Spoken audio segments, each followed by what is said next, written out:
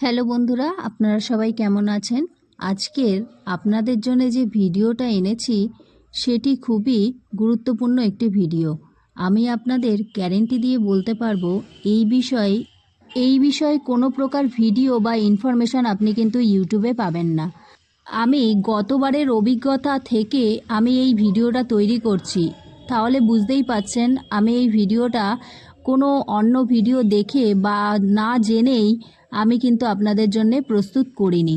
তাহলে আসুন দেখে নেই আজকের ভিডিওটা কোন বিষয়ের উপর হবে। আপনারা যারা আমার চ্যানেলের নিয়মিত ভিডিওগুলো ফলো করেন তারা অবশ্যই এই গাছটাকে দেখে বুঝতে পারছেন এটা কী গাছ। হ্যাঁ বন্ধুরা, এটা হচ্ছে কাঁটা পালং। আর এই শাকের বিষয়ে একমাত্র আমার চ্যানেলের আমার এই ভিডিওর মধ্যেই কিন্তু আপনারা সমস্ত ইনফরমেশন পাবেন। তাহলে আসুন দেখে নেই এই গাছের জন্য প্রথমে কিভাবে মাটি প্রস্তুত করতে হবে। আমি বাস্কেটের নিচে কিছুটা পাতা দিয়ে দিয়েছি, তার উপরে আমি মাটি দেব। এখানে মাটি হিসাবে আপনারা গার্ডেন সয়েল এবং বালি মাটি দুটো সম পরিমাণে নেবেন এবং এর সাথে এক ভাগ যে কোনো ধরনের জৈব সার, গোবর সার বা পাতা পচা সার দিয়ে একটা মিশ্রণ তৈরি করে নেবেন। এর উপরে দানাগুলোকে আপনারা ছড়িয়ে দেবেন। ছড়িয়ে দিয়ে হালকাভাবে এর উপরে মাটি দিয়ে ঢেকে জল দিয়ে দেবেন। তবে জলটা এমনভাবে দিতে হবে যাতে মাটিটা সম্পূর্ণভাবে ভিজে যায়। আর এই মাটি পুরোপুরি শুকিয়ে যাওয়ার পর তারপরেই কিন্তু আপনারা দ্বিতীয়বার জল দেবেন। 2 থেকে 3 দিনের মধ্যেই কিন্তু এই দানা থেকে ছোট ছোট চারা গাছ বের হয়ে যাবে। এখানে একটা বিষয়ে বলার আছে, আমি কিন্তু জলের মধ্যে হিউমিক অ্যাসিড মিশ্রিত জল আমি এর মধ্যে দিয়েছিলাম। এই কারণেই কিন্তু আমার গাছগুলো খুব দ্রুত বৃদ্ধি হয়েছিল। আগের বছর এই গাছগুলো কিন্তু এত দ্রুত বার হয়নি। আমি তো ভেবেছিলাম এর থেকে কোনো গাছই পাবো না। এই গাছের দানা কিন্তু আপনারা সাধারণত মার্কেটে পাবেন না, মানে আমাদের আশেপাশে যে সমস্ত বীজের দোকানগুলো থাকে সেখানে কিন্তু পাবেন না। এই গাছের দানাটা আপনাকে অনলাইন থেকেই কিনতে হবে।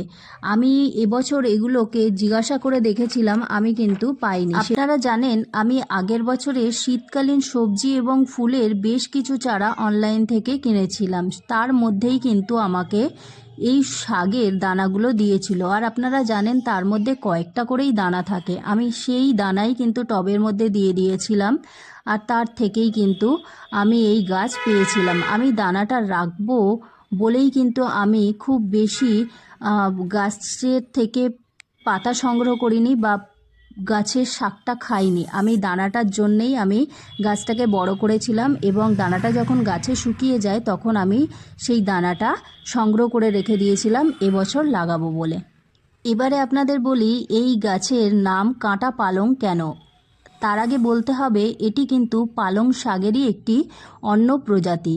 আপনারা যারা পালং শাক খেতে পছন্দ করেন না বা পালং শাকের স্বাদ পছন্দ হয় না, আমি কিন্তু গ্যারেন্টি দিয়ে আপনাদের বলতে পারবো এই শাকটা কিন্তু পালং শাকের থেকেও কিন্তু ভালো এবং টেস্টি। আমি নিজে খেয়ে দেখেছি, সেই জন্যেই আপনাদের বলছি। এবারে বলি এই শাকের নাম কাঁটা পালং কেন। আপনারা দেখবেন এই শাকের যে দানাটা আছে সেই দানার মাথার উপরে দুটো করে কাঁটা থাকে, হয়তো এই কারণেই এই শাকের নাম কাঁটা পালং। এই দানাগুলো দেখতে অনেকটা সিঙাড়া বা পানি ফলের মতো হয়। আপনারা যখন মাটি প্রস্তুত করবেন তখন কিন্তু এই বিষয়টা অবশ্যই খেয়ালে রাখবেন, মাটি যেন খুব ভালো ড্রেনেজ সিস্টেম হয়, অর্থাৎ মাটিতে যেন একদমই জল না দাঁড়ায়। জল দাঁড়ালেই কিন্তু এই গাছ কিন্তু পচে যাবে। কারণ এখানে দেখছেন আমার একটু মাটিটা শক্ত হয়ে গেছে, শক্ত হয়ে যাওয়ার ফলে এই গাছের গোড়াগুলো একটু চোট লাগলেই কিন্তু সেখান থেকে পচে গেছে।